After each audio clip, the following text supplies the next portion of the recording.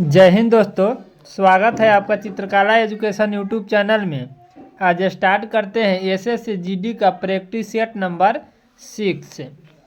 राष्ट्रीय जनगणना कब शुरू हुई?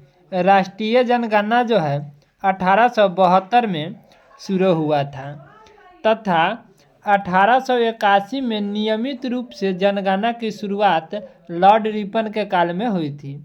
अगर पूछा जाए राष्ट्रीय जनगणना 1872 में किसके काल में हुई थी, तो राष्ट्रीय जनगणना 1872 में जो हुआ था यह जनगणना लॉर्ड मेयो के काल में हुआ था तथा जनगणना का संबंध जो है भारतीय संविधान में अनुच्छेद 246 से है। जनगणना जो है प्रत्येक 10 वर्ष के अंतराल पर की जाती है। खरीफ फसल काटी जाती है।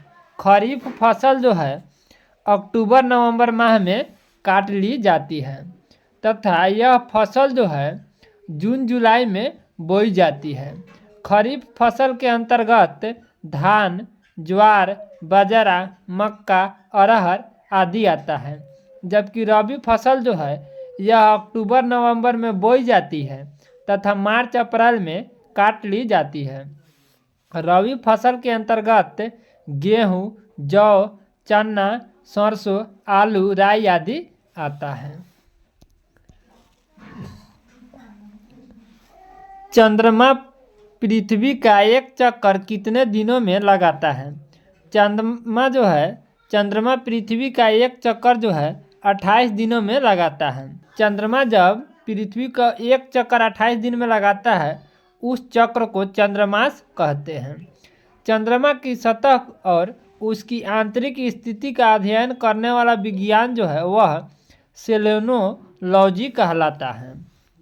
सम्राट अशोक किस वंश से संबंधित थे? सम्राट अशोक का संबंध जो है वह मौर्य वंश से है।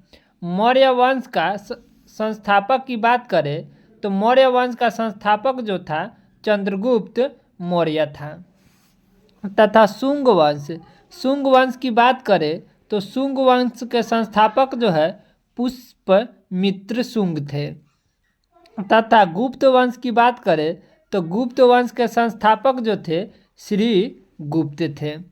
जब किसी धातु को गर्म किया जाता है तो उसका घनत्व क्या होता है? जब किसी धातु को गर्म किया जाता है तो उसका घनत्व कम हो जाता है।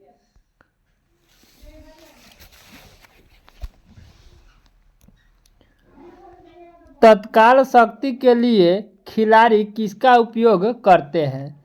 तत्काल शक्ति के लिए खिलाड़ी जो है वह सुक्रोज का उपयोग करते हैं। तत्काल शक्ति के लिए खिलाड़ी सुक्रोज या कार्बोहाइड्रेट का उपयोग करते हैं। तथा नमक की बात करें तो नमक से आयोडीन प्राप्त होता है।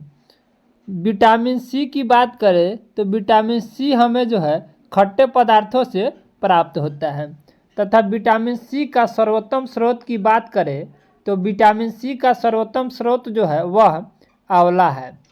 दूध लिखा हुआ है। दूध में आयरन तथा विटामिन सी को छोड़कर सभी पोषक तत्व पाया जाता है। रक्त अल्पता निम्नलिखित में से किस विटामिन के कमी के कारण होता है? रक्त अल्पता जो है विटामिन B12 की कमी से होती है।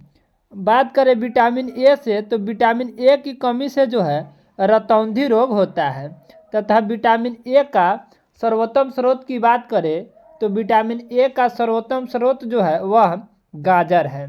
विटामिन सी की कमी से स्कर्वी रोग होता है तथा विटामिन सी का सर्वोत्तम स्रोत आंवला है। विटामिन डी की कमी से रिकेट्स रोग होता है तथा विटामिन डी का सर्वोत्तम स्रोत है वह सूर्य का रोशनी है और विटामिन डी की कमी से ही हड्डियों जो है कमजोर होती है। जल की अस्थायी कठोरता को दूर की जा सकती है। जल की अस्थायी कठोरता को दूर जियोलाइट से की जाती है। किसने भारत का समुद्री रास्ता खोजा? वास्को डी गामा जो था वह भारत के समुद्री रास्ता की खोज किया। तथा कोलंबस ने अमेरिका के लिए एक नए समुद्री मार्ग की खोज 1492 ईस्वी में किया था। तथा 17 मई 1448 में पुर्तगाली यात्री वास्को डी गामा भारत में कालीकट तट पर पहुंचा तथा फिर वहां से जब गया तो दूसरी बार वर्ष 1501 से 1502 में भारत आया तथा पुर्तगाली ने ही भारत में प्रथम कारखाना जो है 1502 से 1503 के बीच कोचीन में स्थापित किया।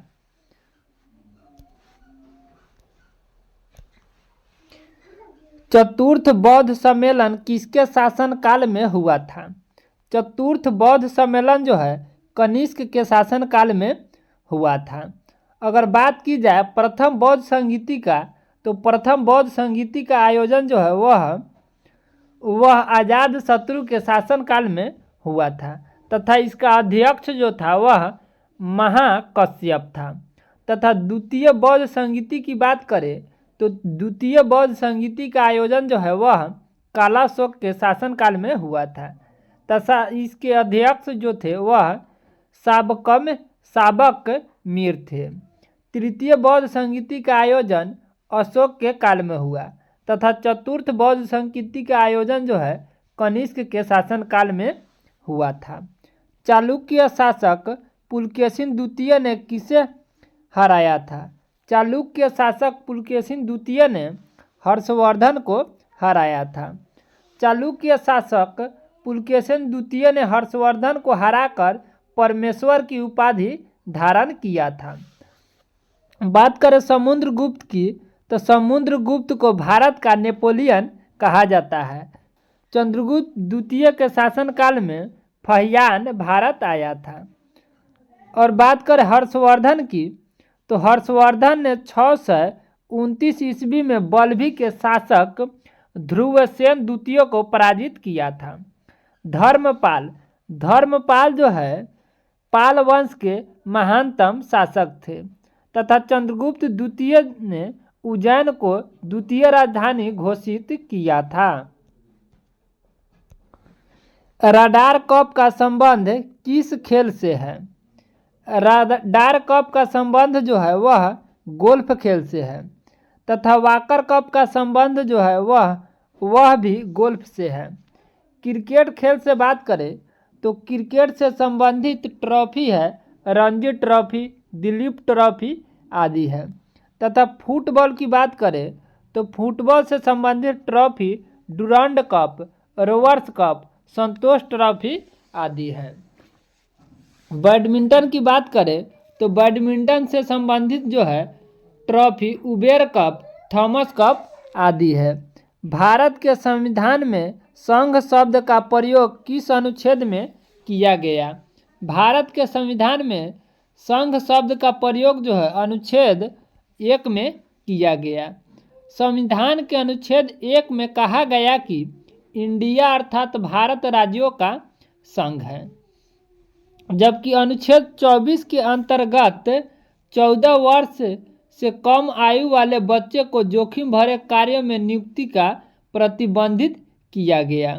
तथा अनुच्छेद 13 में यह कहा गया कि वह कानून जो मूलाधिकारों के प्रति असंगत अथवा प्रतिनिष्ठित पूर्ण है वह शून्य होगी। अनुच्छेद 112 में वार्षिक वित्तीय विवरण का उल्लेख किया गया है। आयकर दिवस कब मनाया जाता है? आयकर दिवस जो है 24 जुलाई को मनाया जाता है। तथा 26 जुलाई की बात करें तो 26 जुलाई को कारगिल विजय विश्व दिवस मनाया जाता है। तथा 26 अगस्त की बात करें तो 26 अगस्त को महिला समानता दिवस मनाया जाता है। 27 सितंबर को विश्व पर्यावरण दिवस मनाया जाता है। अप्रैल 2023 में फ्रांस के सर्वोच्च नागरिक पुरस्कार Chevalier de la Legion d Honneur, जिसे knight of the Legion of Honour कहा जाता है, 2023 में किस भारतीय को सम्मानित किया गया है? किरण नादर को knight of the Legion of Honour 2023 से सम्मानित किया गया है, जो फ्रांस का सर्वोच्च नागरिक पुरस्कार है। मई 2023 में Tata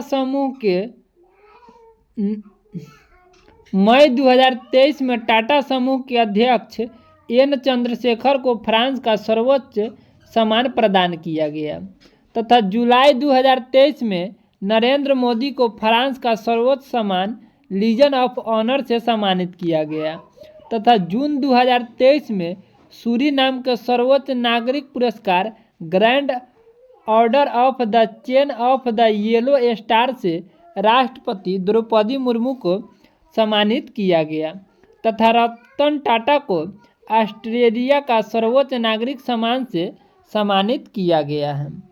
artificial intelligence index report 2023 के अनुसार सर्वाधिक एआई निवेश प्राप्त करने वाले देशों की सूची में भारत किस स्थान पर है? आर्टिफिशियल इंटेलिजेंस इंडेक्स रिपोर्ट 2023 के अनुसार सर्वाधिक एआई निवेश प्राप्त करने वाले देशों की सूची में भारत के 5वें स्थान है, तथा विश्व बौद्धिक संपदा संगठन द्वारा जारी ग्लोबल इनोवेशन रिपोर्ट 2023 में भारत का स्थान जो है वह 40वां है।